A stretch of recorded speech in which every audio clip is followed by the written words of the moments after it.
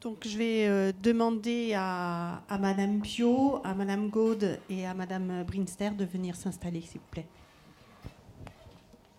Sur les questions liées à l'énergie et notamment au génie climatique, les femmes ne représentent que 7% des effectifs dans ces formations. Donc il n'est pas étonnant en effet qu'il y ait relativement peu de femmes en emploi derrière. Je vais reprendre un petit peu les chiffres. Effectivement, nous sommes partis d'un constat qui était celui du faible taux de féminisation, et très faible, puisque effectivement, nous en 2010-2011, on était sur 5% de femmes.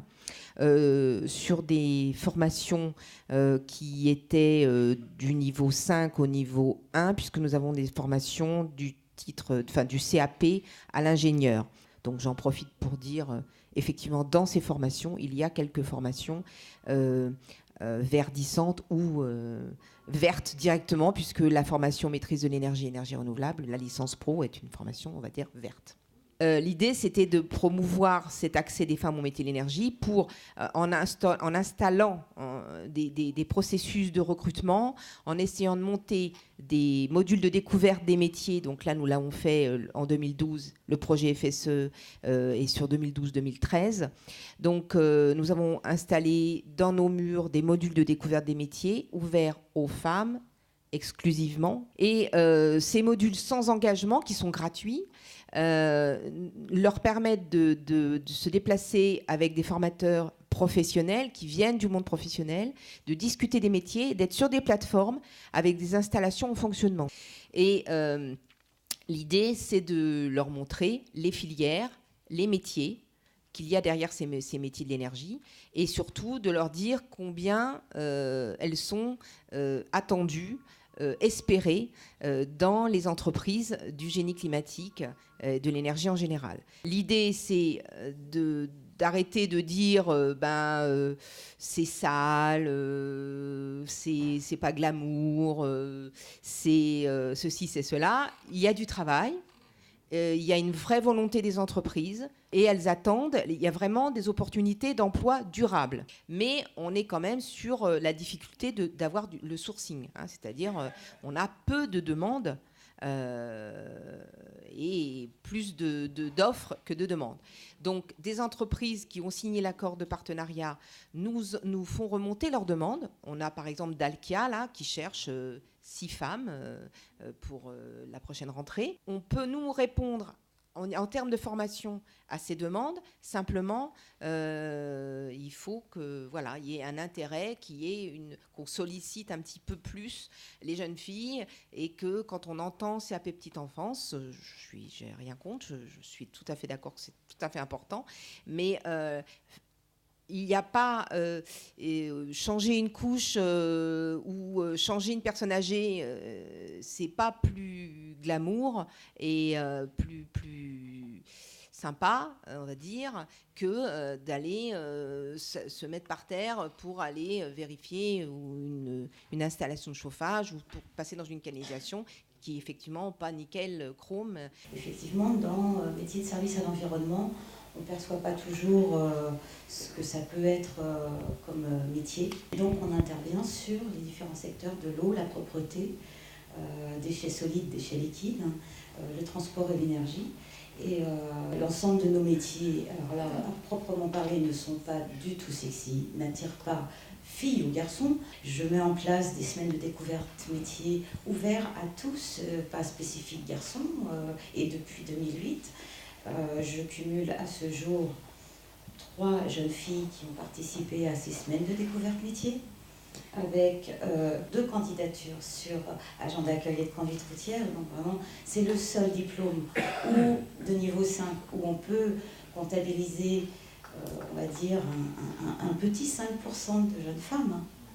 Ce n'est pas une volonté de l'entreprise, ce n'est pas, clairement. Hein. Est-ce que vous pouvez nous préciser un petit peu justement les métiers spécifiques sur lesquels vous avez des grosses difficultés de réponse au poste Alors, comme je disais tout à l'heure, agent d'assainissement, canalisateur, canalisatrice, et puis maintenance des véhicules automobiles, option véhicules industriels. Alors là, c'est pour les bus, c'est pour les camions bennes, camions cuves.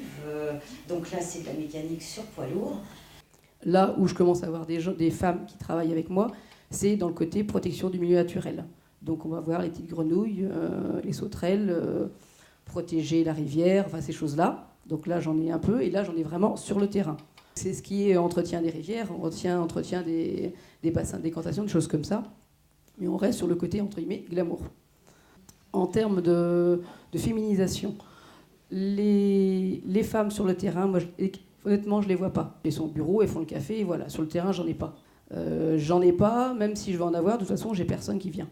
Finalement, on est sur des secteurs d'activité, là pour le coup, qui relèvent pleinement de la protection de l'environnement ou de la gestion durable des ressources naturelles et qui sont finalement des métiers un petit peu méconnus, sachant que, comme cela a été dit, il y a des possibilités d'évolution professionnelle dans ces métiers. C'est des métiers sur lesquels il y a des embauches et puis finalement une attente des entreprises comme des collectivités territoriales, et ça aussi, c'est cette double palette est aussi importante, je pense, à avoir à l'esprit. Une attente forte de candidatures, que ce soit des candidatures masculines ou féminines. Est-ce que vous voyez d'autres éléments à apporter ? On l'a vu avec Catherine Gouette. Souvent, ces métiers sont trop souvent mal prescrits parce que méconnus de la part des prescripteurs.